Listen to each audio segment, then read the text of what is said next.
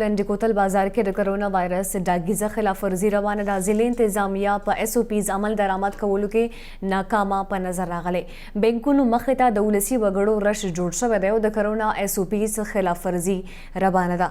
تاسو له خبر درکو لنډی کوتل بازار کې د کرونا وایرس ډاګیزه خلاف ورزي روانه ده. ضلعي انتظامیه په SOPs عمل درآمد کولو کې ناکامه په نظر راځي.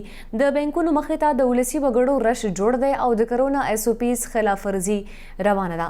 ولسي وګړو سره نه خو ماسک شته او نه هم د سماجي فاصلې خیال ساتلی شي چې ورسره په سیمه کې د کرونا وایرس خورېدو اندېښنه ده.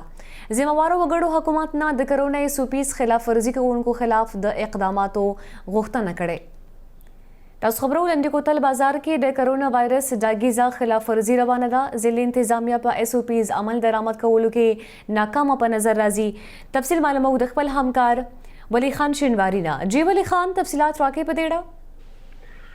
جی بالکل نور ضلع خیبر لنډی کوتل کې د کرونا SOPs په مکمله توګه باندې خلاف ورزي روانه ده. ځایي خلکو لخوا د کرونا SOPs باندې هیڅ قسم عمل درآمد په نظر باندې نه راځي چې کوم ضلعي انتظامیه ده هم لنډی کوتل او بیا په لنډی کوتل بازار کې خصوصا د SOPs په عمل درآمد کولو باندې په مکمله توګه باندې ناکامه ده.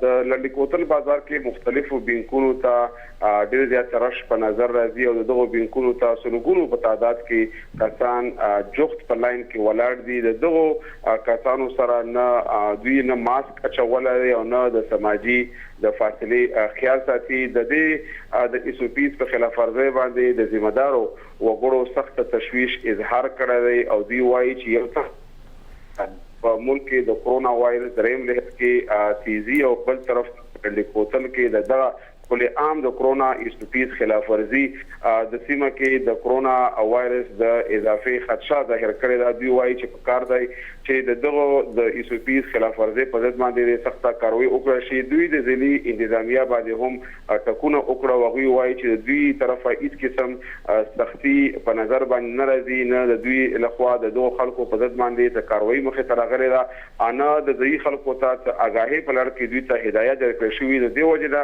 عام ولس د کرونا SOPs په مکمله خلاف ورزي کوي. صحیح ډیره مننه ولی خان شینواری تفصیلاتو لپاره.